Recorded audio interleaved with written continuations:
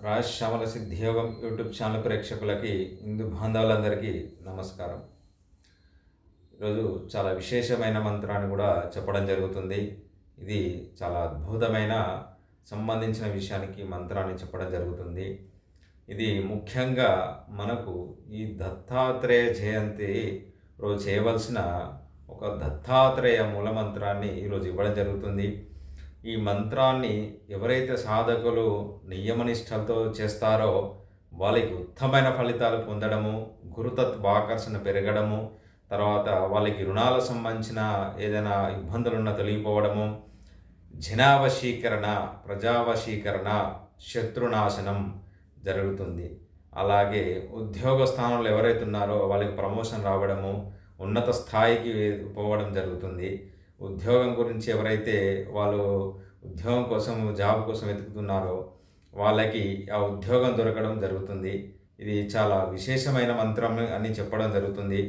ఇది దత్తాత్రేయ జయంతి రోజు చేయవలసిన మహోత్తరమైన అద్భుతమైన మంత్రాన్ని ఈరోజు వివరించడం జరుగుతుంది. ఇది ప్రతి ఒక్కరు చేస్తే చాలా విశేషమైన ఫలితం కలుగుతుంది.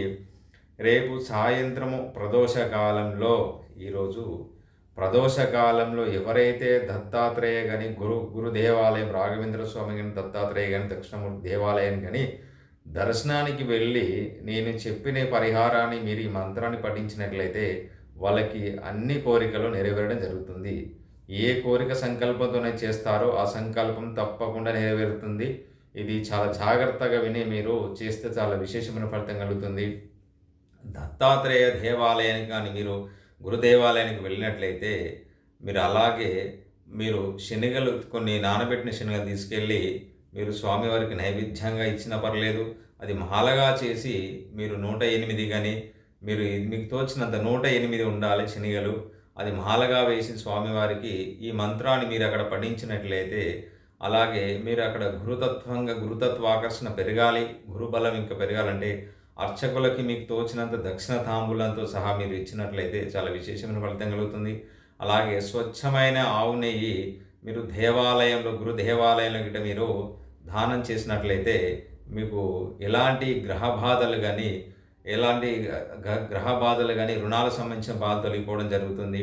ఉద్యోగము దొరకడం జరుగుతుంది.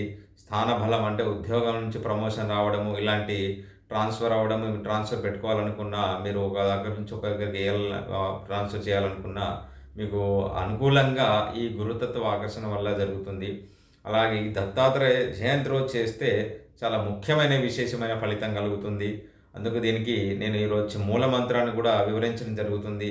ఈ దత్తాత్రేయ మూలమంత్రం జాగ్రత్తగా విని శ్రద్ధ విని రాసుకోండి. ఎవరైతే ఈ దత్తాత్రేయ మూలమంత్రాన్ని చేస్తారో వాళ్ళకి ఉత్తమైన ఫలితాలు అతి శీఘ్రంగా అతి తొందరగా మీకు జరగడానికి వీలుంటుంది. ఈ మంత్రాన్ని చెప్తాను, జాగ్రత్తగా విని శ్రద్ధ విని రాసుకోండి.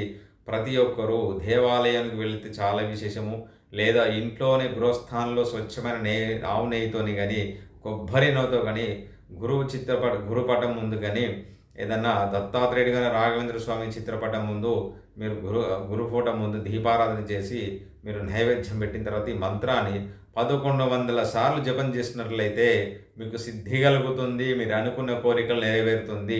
తప్పకుండా చేయవలసిన మూలమంత్రం ఇది.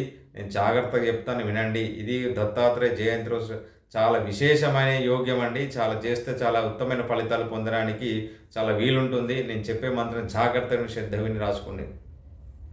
ఓం హ్రీం పరబ్రహ్మ పరమాత్మనో హరిహర బ్రహ్మేంద్రాయ దత్తాత్రేయాయ స్వహ. ఓం హ్రీం పరబ్రహ్మ పరమాత్మనో హరిహర బ్రహ్మేంద్రాయ దత్తాత్రేయాయ స్వహ. ఓం హ్రీం పరబ్రహ్మ పరమాత్మనో హరిహర బ్రహ్మేంద్రాయ దత్తాత్రేయ స్వహ. ఈ మంత్రాన్ని మీరు 1100 సార్లు మీరు జపం చేసినట్లయితే సిద్ధి కలుగుతుంది. మీరు ఇది ప్రదోషకాలంలో చేస్తే చాలా విశేషమైన ఫలితం కలుగుతుంది. ఈరోజు చాలా అద్భుతమైన ఫలితం కలుగుతుంది ఈరోజు. అలాగే మరుసటి రోజు కూడా మీరు పౌర్ణమి గడియలు ఉంటాయి. మీరు చేస్తే చాలా ఉత్తమమైన ఫలితం కలుగుతుంది.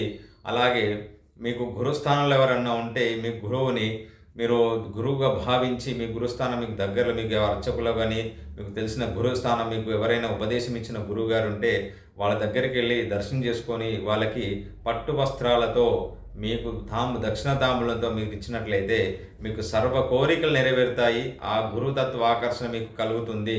ఇది మీరు చాలా జాగ్రత్తగా చేస్తే చాలా ఉత్తమమైన ఫలితం కలుగుతుంది. ఇలాంటి గురించి మీరు అడగాలనుకున్న కామెంట్ బాక్స్లో మెసేజ్ పెడితే నేను సమాధానం ఇస్తాను. సర్వే జనా సుఖినో భవంతు.